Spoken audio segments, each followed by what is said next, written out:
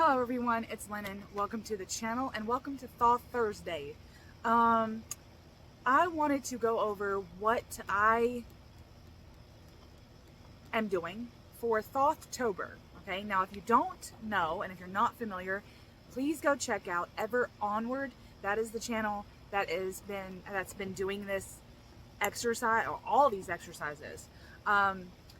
They have put together a Thothtober, a way to get to know the Thoth, a way to work with Thoth for the month of October on a weekly basis using the 5 senses. And I thought that it was ingenious. I've been following along as a, I've been lurking her and seeing what she's up to, okay? And it's been really great. And I've just been using her prompts as jumping off points. And I'm rolling it into one video, just for my channel ease. But anyways, I digress.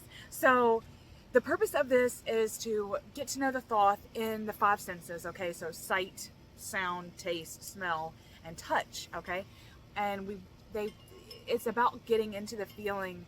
It's actually about getting into all the senses of the cards of the deck, and I just loved the premise of this, and so I'm going to kind of go over the exercise as like a whole, in terms of how I'm interpreting it. So, but like I said, Thothtober is by Onward. There are a couple of other participants. I'm going to leave her channel and the Thothtober announcement video below so you can go check it out and follow along about what she's doing this month. But anyway, she came up with some interesting things, okay? Like, you could divide the deck into colors, like, because she's working on it in like a weekly thing. She can take that one week and say the week is sight and the vision, okay? She could pick cards and things going on just those kinds of cards alone, like in terms of conscious draws. You could divide the deck into colors and use those colors for those senses and work with those cards just as themselves. How would they work? That's kind of what I'm going to do. And one of the other prompts that I took from these exercises from Thothtober is the aspect of the tour guide.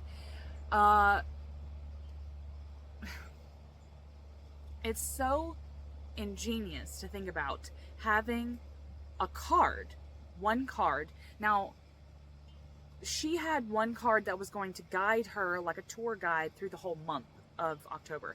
But I am doing it a little different. I liked the aspect of having a tour guide for each sense. And not consciously, I'm going to randomly pull one of the people cards, which I consider the courts and the majors. So I have divided the deck. Let me get a sip of tea.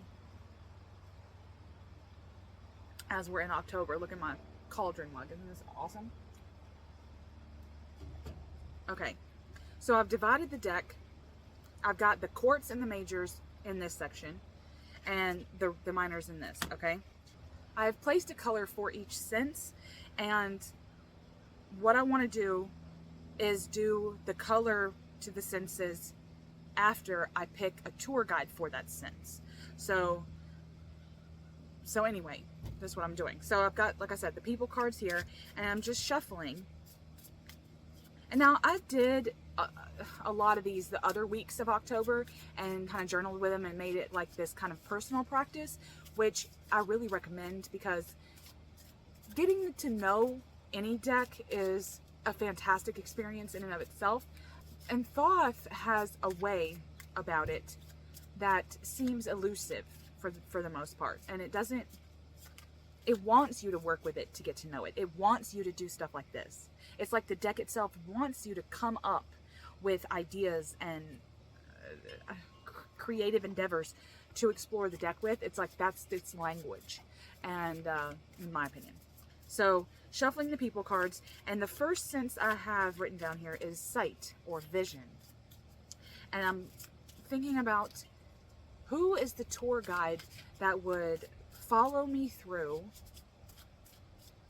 the vision of Thoth, the sights, the sights, what you can see in the Thoth. And I know that this was in one of Ever Onward's prompts as well, was like the magic of what you can't see is still the unseen. It's like almost like the absence of nothing is still something, or nothing is still something. And so it's the absence of the seen, like what lies in the unseen places of what you're looking at, like so. And you can do that with cards as well. Like when you're looking at one card, you tend to see whatever you see, and then there are things unseen or things that's stuck in the void. I think that that's so magical. So who is my tour guide for sight? Ooh, we got the Queen of Wands. The Queen of Wands is powerful. Now the color I wrote down for sight is purple. So that's tricky for me already. That's a void. It's an unseen. Okay. And so automatically I want to think of the purple that lies in this card, the sight that lies in this card. And then I like to think of them, because they're people, and they're facing a direction. What are they looking at? You know? And in terms of sight, they're looking outward towards me. So it's almost like what's behind me, right? Because they're looking at me. So they're looking at what's behind me. And then that gets me thinking about the past, my past. And what is their facial expression? Like hers seems very pensive, she's also looking down, because this is a vantage point where she seems to be looking down a little bit past the cheetah here, not at the cheetah, but down, like to the floor. So this may be something on the floor, something in my past that I've buried. That's the kind of trajectory that I go to with this kind of exercise. And so using the sight. Now, if she was one of the other senses, I would do it differently. But because she's sight, I think she's looking at this fire down here. Like if we're putting ourselves inside the card, then she's looking at the fire, right? She's looking at the ground. What is on fire? Something is on fire. And then I get to thinking, okay, take out all the other senses of this moment, this precise moment that we're standing here with the Queen, and something's on fire. This whole building, what is it? Is it a building? Is it a bonfire? Like what kind of fire is it? And what are we looking at? What is in our periphery and in the foreground, background, and stuff like that? So I like that. So she's going to be guiding me through sight. Okay. Now I have the minors here, and because my color for sight was purple, I'm going to go through and just all the purple cards I see. Okay. And I mean this in like a literal sense. Okay. Like purple. If I think majority purple, it gets in the pile, and I'm not really thinking about it too much. I'm just like, okay, yeah, that card's purple. That card's red. That card's orange, like whatever. And I just sift until I get to all the cards that I deem purple. Okay. Okay. Now, here's all the purple cards. It's a lot of cards, actually. Purple is a very dominant color in Thoth, right? To me. Okay. So the Queen of Wands. We're sitting there. We're looking at a fire. We're looking down at the fire. The fire is on the ground. Okay. Whatever. So this is what we're seeing. Okay. So here's the Six of Wands. There's another Wands card. That's really good. I like the purple backdrop. Now this is in the backdrop, right? This is what we're seeing. The fire's in the front, just like with the Queen. The fire here is in the front. It's in the foreground, and while the purple is in the background. So it's almost like the sight is unseen, like we already know. The purple being unseen in the tour guide here, and then so we have to look at it as like there's a sight unseen here. Okay. With the Six of Wands. Then we have the Seven of Pentacles, which it's probably more of an indigo blue color than a purple, but I picked it anyway because it was a very organic pool. Okay. And I think about failure. Okay. And I think about the pentacle suit. I think like this is like kudzu. This is like failure in the unseen places. Failure to see. See how I'm like using the keyword there. I like that. Now here's abundance. This is Persephone's garden. Something about sight with Persephone. I like that. The seed. So this is in her maybe vowing to stay sight unseen. She's just signing on the dotted line for what she knows she deserves. Then we have Four of Swords, okay, as another purple background color. And then I have to think, okay, the color in this instance, there's purple in the background, but in the foreground there's green, and I picked green for smell. Okay, so this is a smell and a sight card technically, if I wanted to get technical. Okay, and then the Queen tells me, okay, we're barred from something, because see, if she's looking at this like this, she's looking at this, then we're barred, kind of like we're guarded. Something's getting guarded. Something's getting guarded there. But it's not in our direct line of sight, because see, we're looking down at the fire. We're really in the foreground. We're not in the background. So this, in terms of sight, there's a lot of things we're not seeing here, and I think that's interesting. That's an interesting play with what we're doing. And then we have the Seven of Wands, another Wands with the purple in the background, darker purple in the background. And we have wealth, right? Again, in the background, right? As a sight, I'm seeing, it's almost like the purpose here is so that you do see the coins, not the wealth underneath. And how much baggage may come from the wealth that's underneath. Interference, Eight of Swords. Interesting. Interference, I like the word interference with sight. Okay, again, we're getting barred from something. A lot of sight in the background here. Now these cups are purple, but they're purple cups on top of a purple background. So there's a chameleon aspect to this in terms of sight. So something might be guarded from us, but it's hidden in a chameleon kind of a way. It's hidden, but it's hidden in plain sight. Then we have change. The last two cards are change and defeat. I like this card as well for the dualism. Let's talk about this one for a second, because again, we have purple versus green. So this is sight versus smell in terms of that. So when I get to a green card, I'd probably pick this one as well. Again, sight unseen. With defeat, we're defeated by this chameleon thing that we cannot see. And then change. I like that. Like the whole thing about sight here is sight unseen, hidden in a chameleon way from us. What could that be? And this whole time, the Queen of Wands is guiding us through the background, to figure out what is hidden, and possibly to put the things that are hidden on fire. Maybe this is something that we've refused to let go, and we've hidden it in plain sight, but it needs to be let go. It needs to be gone. So, okay, that was pretty fun. And then shuffle the people cards again for sound and the hearing. We're hearing the deck. Now, this is just the way I've been doing it. When I listen to some of the other people talk about these prompts and getting into it, it's like we could jump into the cards and really get in touch with the senses for the symbolism of the card specifically, which is a great, powerful exercise to do as well. Like if I told you about the Queen of Wands, I jump into the card with her and I see what she sees. I'm in the room with her, or in the area with her. It doesn't have to be a room.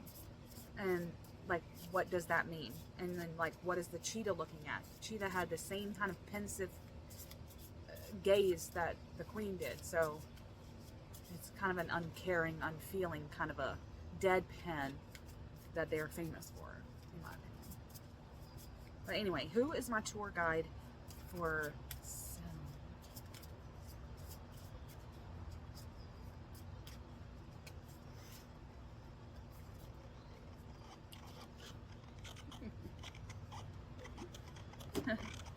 Okay, universe. Now I have the Princess of Wands. Now this works because the color that I picked for sound was red. So, and this being my Thoth significator card, like this is my card, the one that's me, I guess. The most. Anyway, she's working more in your face than the Queen. Okay, like the Queen, not being the color of the sense, was kind of like backhanded, right?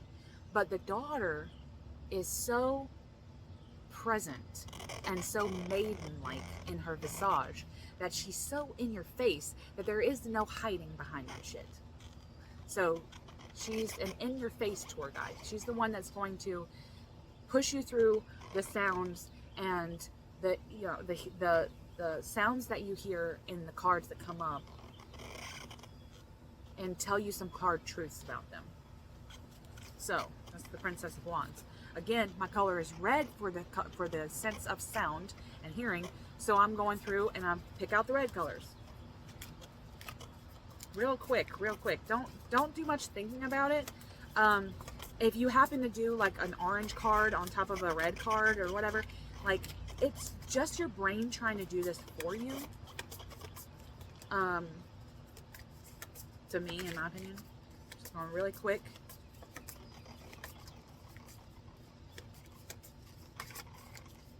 Not a lot of reds. Okay. We got back to the beginning. Alright. How many cards? 1, 2, 3, 4, 5. Only 5 this time. Alright. Sounds. Alright. Okay, so we have the 10 of Swords. Ruin. Ruin. Something is ruined. Now this is interesting because when I hear what I'm hearing, okay, because that's important here. When we're talking about the senses, we have to get into the card. And none of the swords are clinking, so it's not like a battle sound. It's more like the silence after a battle. This kind of eerie death sound. Sorry, I was doing this. And you don't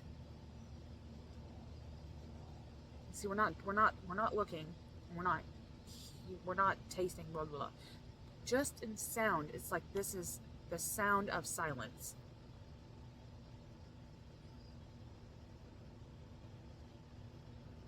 And the Princess of Wands here, as my tour guide, is being really silent too.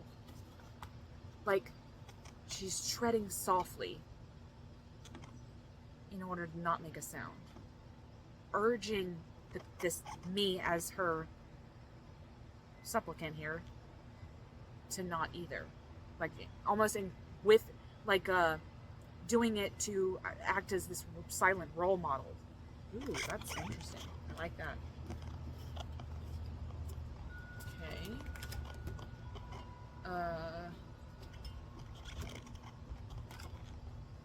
Alright, what's the next card?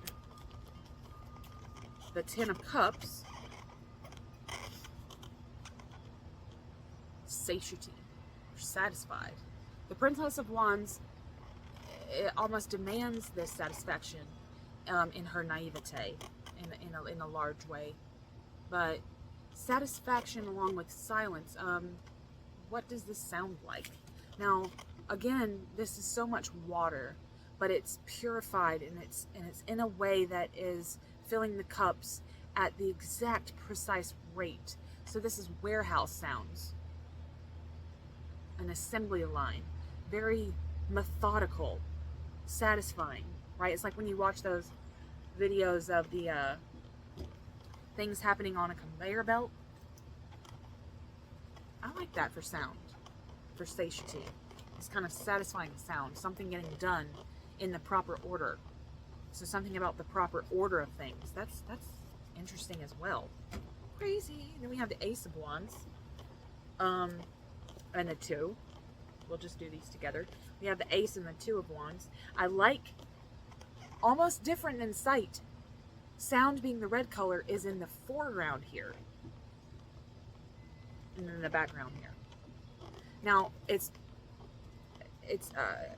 it makes sense for the red to be in the background of the ace, of any ace, as the potentiality, okay, that lies within that card. But for this to be sound, this is the sound of fire crackling to me.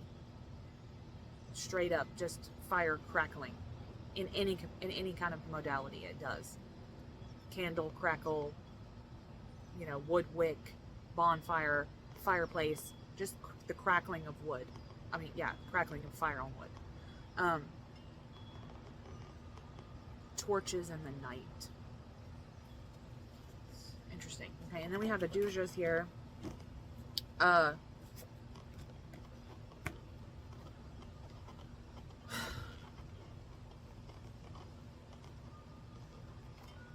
terms of dominion, I want to say this is a different type of silence. This is landscape silence. This is night at the castle silence. All the people have gone to bed. So it's asleep. Castle asleep. That's what this reminds me of. And as it's in the foreground, that's a lot. That's silence in this vast area.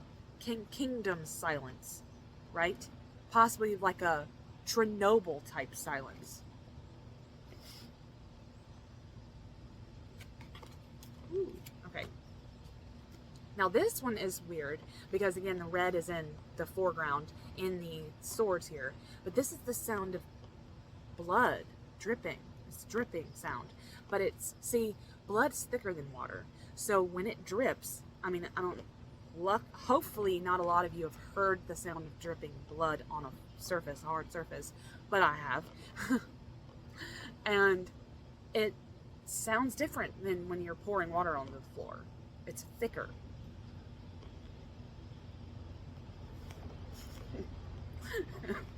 It's not exactly something that you want to hear all the time. But that's what I see. But there's also droplets of dirty water in the background of this card, if you've ever noticed. It's not just dripping blood. It's dripping this kind of urine, ichor discharge. You know? Not exactly pus, but still like a discharge. So it's the sound of water puddling. Like this, like a blossoming of a water puddle getting bigger and bigger. Which is weird because it's swords. But I had to go with what I hear. And the Princess of Wands here, I feel like she's going through these harsh emotions with us, these harsh sounds. These seem to be harsh sounds. Silences and dripping blood and this kind of, these coagulates, right? And I feel, see, she's not looking at us. Like, what do I hear when I hear this? I hear this swooshing of a tail, right? This, it's almost like the crack of a whip is the sound that I hear with this card, for sure. But it's like she's whipped her whip at me, and I follow. And it's almost like I'm following in this, like, priestess-like setting. I'm just following reverence, like, at her feet, we're not worthy type shit. But she's just the princess. Not that that means anything, okay? But in terms of a hierarchical tarot structure, it does. So I've got to think about that too. She's very arrogant in the way she's walking, even in the silence. And then as we move to the castle and the dominion, this vast silence takes over. So we've gone from a battlefield to inside the castle where everyone's asleep from this hard battle that they've won. And then we're seeing blood, and blood's pulling out of people and out of the wounded. So something could be festering, something could be wounded right now. And that's what she's trying to get at. See how I'm taking this exercise and trying to turn it into a personal thing? I like how I'm doing that. I do. I like that. Alright, smell. Smell. I can't smell very well. I don't know if y'all can tell, but I've had the flu and just congestion. So, hopefully my tour guide knows what they're doing. I need some help today. Yada da da. Ooh. Okay, how cool is it that we got the High Priestess for smell? Okay. The color that I chose for smell was green. Which I can see some green in this card. It is a blue card in my opinion, but whatever. Okay, so the High Priestess. Okay, so there's mystery in the smell. Of course, I was just talking about that, right? I was just talking about the fact that I can't smell right now. This deck knows. It's scary. Okay, so the High Priestess is going to guide me through the aromas of Thoth. What can you teach me about the aromas? Why am I shuffling the deck? Okay, no, I'm not shuffling. We have to get all the green cards. So going through very fast and getting out the green cards. Let's see here. Da da da dee. Ya da da da. Ya da da dee. Ya da da da. Yeah, I got you. Okay. Green. Straight green cards. Alright, now the do-overs that we have is the truce card, okay? So again, this could just be referencing the fact that I can't smell and I'm guarded from the aromas, the beautiful aromas right now. At least that's what the High Priestess is telling me as my guide, okay? So the rest of the cards that we have are completion, the Four of Wands. Okay, it's a background color with red being the foreground. So that's a little bit of sound with the smell. Okay, so we're hearing a little and we're smelling a lot. Okay, reminds me of a petting zoo. You know, you're hearing the animals, but you're mostly smelling them. Oh, why did I go there? Plus, there's rams and freaking doves, so maybe the animals in this card subconsciously told me about that. Okay, it's funny how that works, right? Alright, then we have the Nine of Discs game. There's a lot of circular imagery in here, but for smell.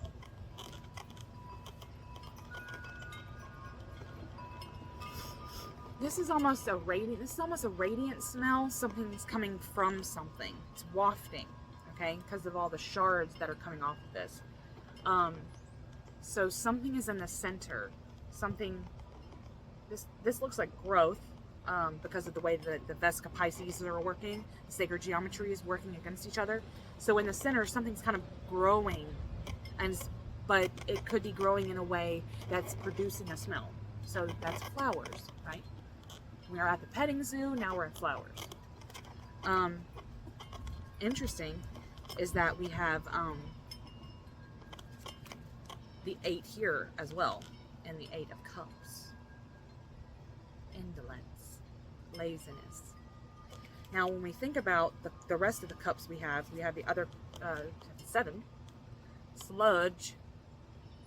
Okay, so this smells like slime, smells like bog, methane gas, marsh, but heaty marsh, not just marshland. Because if you just go to marshland, it doesn't really have a smell, but bog marsh, like where the bacteria is really growing, that's the growth from this card.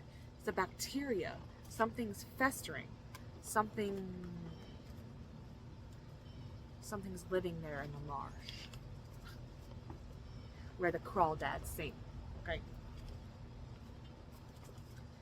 But then we're hearing the animals. There's a lot of animals where the crawdads sing. There's a lot of animals out there. So we're smelling it. So it's just a crayfish thing and a crawdad thing. Okay. So it's something that you can hear and smell. So this is the juxtaposition between those. That's what I'm getting with smell. But then you have the Ace of Pentacles here. Again, background color with these linden leaves.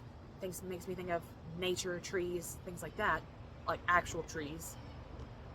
And you can hear that. That's the smell of the wind in the trees. So that's what that is. And then finally we have the two of swords. And this is a lighter green, kind of like the purple.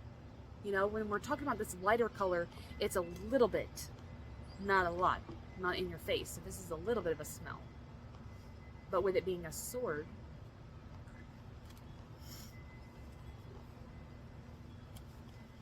well, we could use the keyword. If this is peace,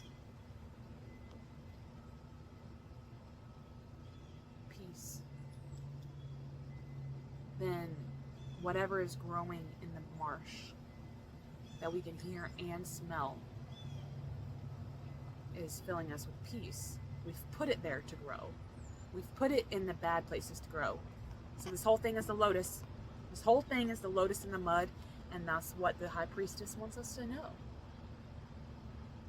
Is that there are some things that belong in the mud. It'll bring you peace.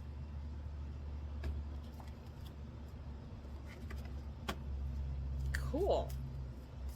Okay. Taste. Again, I don't know why I'm shuffling that. Who is my tour guide for taste and the flavor? Flavor.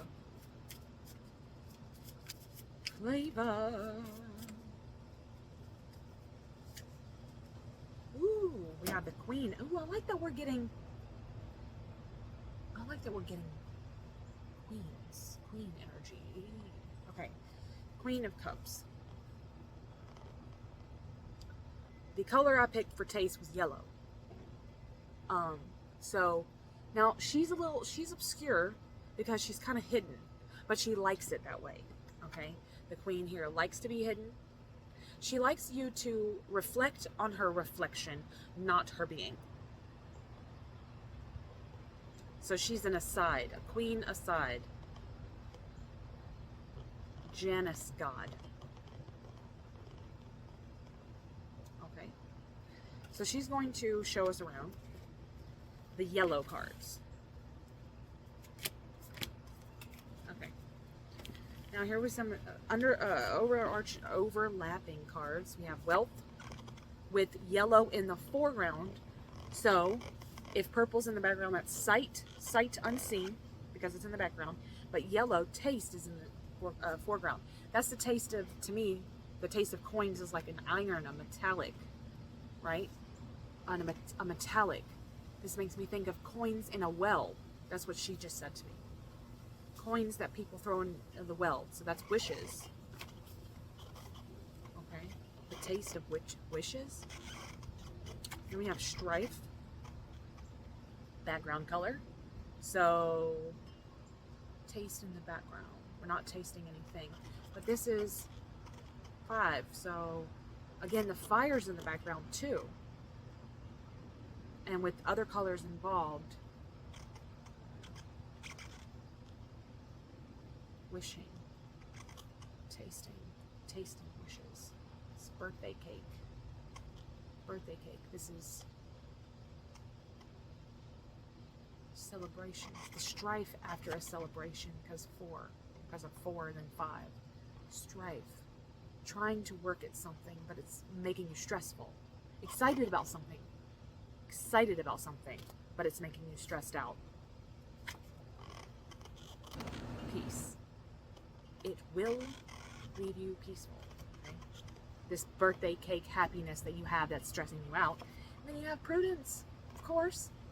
Another background color, but such vibrancy in this card. That we're tasting flowers. These are icing flowers that are on the birthday cake that you make your wish from.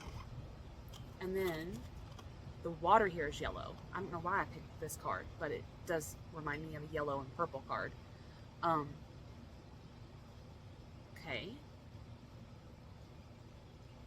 Happiness.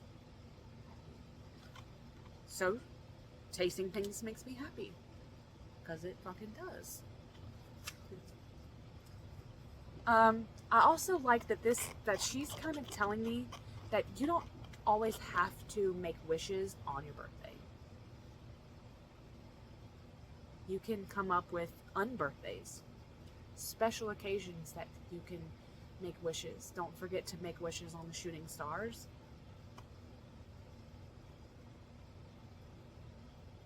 Yeah, there's actually a meteor shower happening right now. If you're in an area that can see it, go look it up, because I'll be doing that tonight. Maybe we'll wish upon the same star. So the message for taste is, don't forget to put a wishing candle in anything. It doesn't have to be a birthday. And the last one is touch. Touch. Feelings. Okay. Okay, now, who is my tour guide for feeling, touching? Doesn't always have to be loving. Okay, tell me. Ooh. Okay. This is the Prince of Swords. Okay, he is so chaotic, y'all. I don't like that for touch. I don't like my touching to be chaotic. But maybe he's spontaneous in his touching, which can be a good thing, okay? Because they like to touch you in spontaneous ways. A hand on the arm, a caress of the cheek, you know? A slap in the face. Like, you don't know, you ain't expecting it. So it's unexpected touch from the Prince of Swords here. Okay. Now the color for touch is blue. The goddamn pin is blue. Got a lot of new cards with this one. Ace of Swords. A lot of blue, but also yellow as taste. So it's taste and touch here. So this is, we're tasting and we're touching. We're feeling into something we're tasting. Okay, so this card's nodding back to the other, the wishing, but also the potentiality of going towards something and wanting. It's the wanting to be touched. That's what this is. That's what chaotic Prince of Swords just told me. Pleasure. Okay. Pleasure. This is my, I'm floating down a lazy river. That's what this card makes me feel like. Because of the water, the way the water is in the background, I always feel like I'm on a good float, and I'm actually floating, not just bobbing there. I'm actually flowing and floating. And then the pleasure of that, like how good is it to float? And I'm touching it, right? So that's the touch of that float, and it's the way that I'm interacting on top of that water. But then we have futility, touches that don't mean anything. Futility is uselessness, so it's something that doesn't have a use. But touching without a use is still good. It can be good. It can be bad. Okay? There's a neutral reality to touching. And you have to, this is boundaries. Because his ass don't have many, if any. So he's saying, don't do what I did, do what I say. Put up some fucking boundaries. Then we have some discs, a lot of circles left. So we have the 5 of discs and the 6 of discs. Touch cards. Now this makes me think I'm very tied into the center of this card. I can't escape. I'm stuck here in the center. Like almost like these, the lines that are in between the rest of the pillars that make up the pentacle are laser-like, and I'm kind of stuck in this laser mine thing. So that's hindering me from feeling. So something's, well, again, like kind of like the truth card, something's blocking my feeling here, my ability to touch. No, maybe it's just more boundary work. I'm not stuck, but sometimes when I'm within my boundaries, I feel like I could be in a rut, and sometimes I can get out. I should break out of my comfort zone to push back on the boundary a little bit Okay, that makes sense. Okay. Then we have success. That was worry. Maybe I'm worried about my boundaries. That makes sense too. Worried about my boundaries and being stuck in them and them becoming crutches. I like that. I like that. And then success, you know, this a lot of radiance here with the blue surrounding. It's not really in the background, it's more surrounding the boundaries. So it's almost like when I awaken to my boundaries, awaken to checking the comfort zones, if you will, the light will show me out. I like that. And then finally, I picked the Six of Swords, science. This is ingenuity to me. Ingenuity in what way? In terms of touching.